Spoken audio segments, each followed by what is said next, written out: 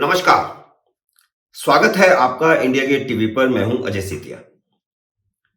मित्रों, जब से भारतीय जनता पार्टी यूपी विधानसभा का चुनाव दोबारा जीती है, राजनीतिक हलकों में एक सवाल हमेशा खुसर फुसर बनाए रखता है कि मोदी के बाद कौन, अमित शाह या योगी। इन दोनों ने ही अपनी अखिल भारतीय छवि बनाई है। हर राज्य के चुनाव में दोनों की मांग बढ़ रही है।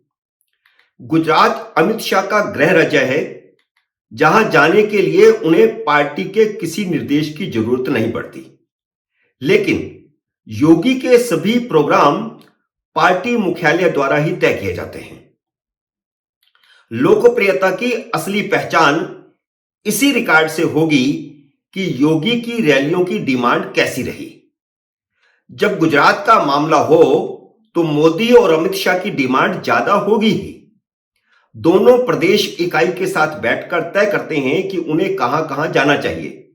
लेकिन आपको जानकर हैरानी होगी कि गुजरात में मोदी के बाद सबसे ज्यादा डिमांड योगी आदित्यनाथ की रही।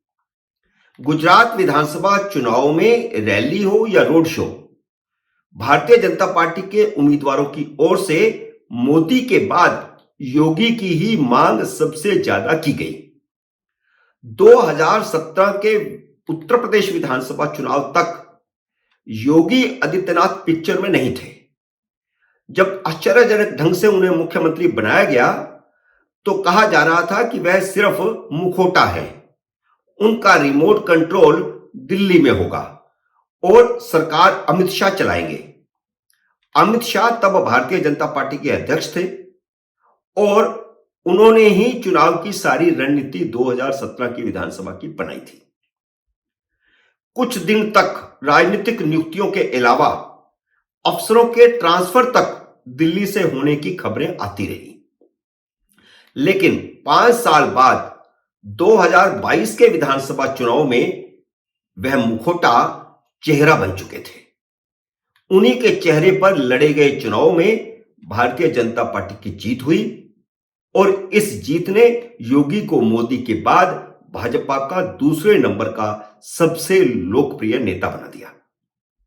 पहले मोदी गुजरात को हिंदुत्व की प्रयोगशाला बनाकर हिंदुत्व के गौरव बने, तो अब योगी उत्तर प्रदेश में हिंदुत्व की अस्मिता के प्रतीक बन चुके हैं। अब तक मोदी के बेहद भरोसेमंद अमित शाह को उनके उत्तराधिकारी के तौर पर देखा जाता था।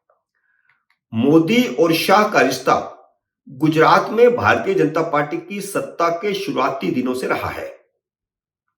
जब न मोदी सरकार में थे न अमित शाह सरकार में थे, तब से इन दोनों का आपस में रिश्ता रहा है। अमित शाह विद्यार्थी परिषद और युवा मोर्चे से होते हुए भारतीय जनता पार्टी के नेता बने हैं।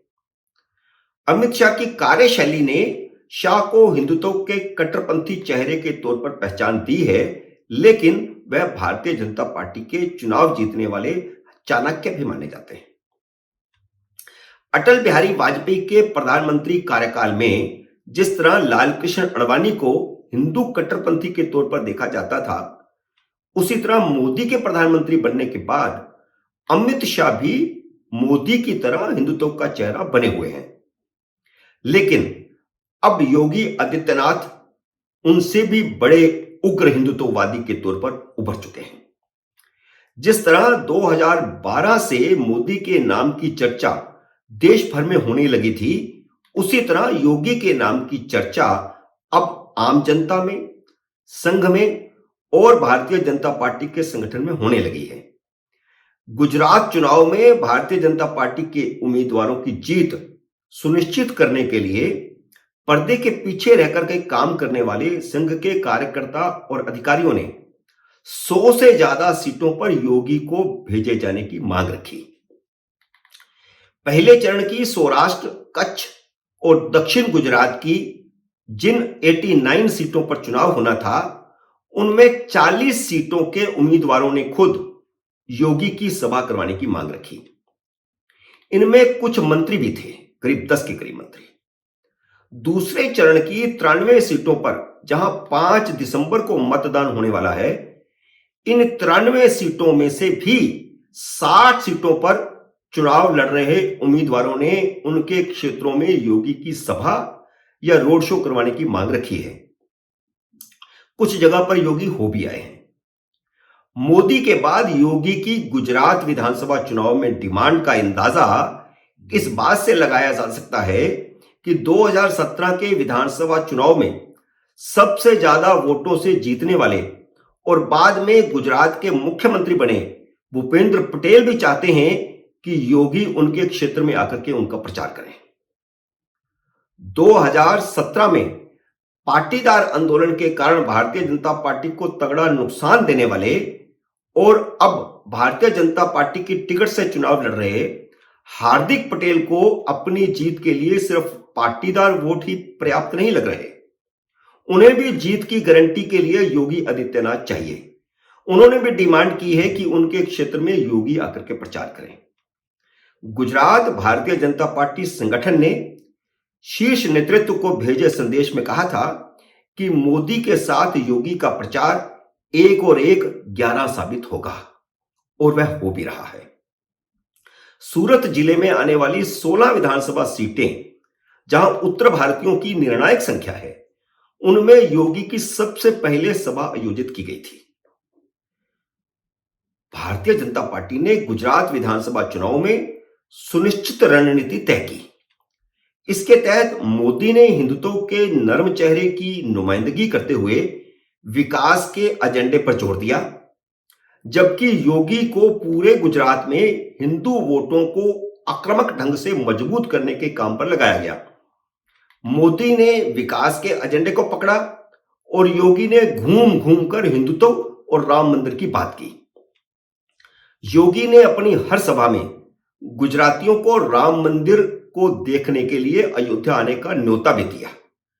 गुजरात में योगी के महत्व को देखते हुए कहा जा सकता है कि अब भाजपा में मोदी के बाद योगी ने अखिल भारतीय भूमिका अख्तियार कर ली है।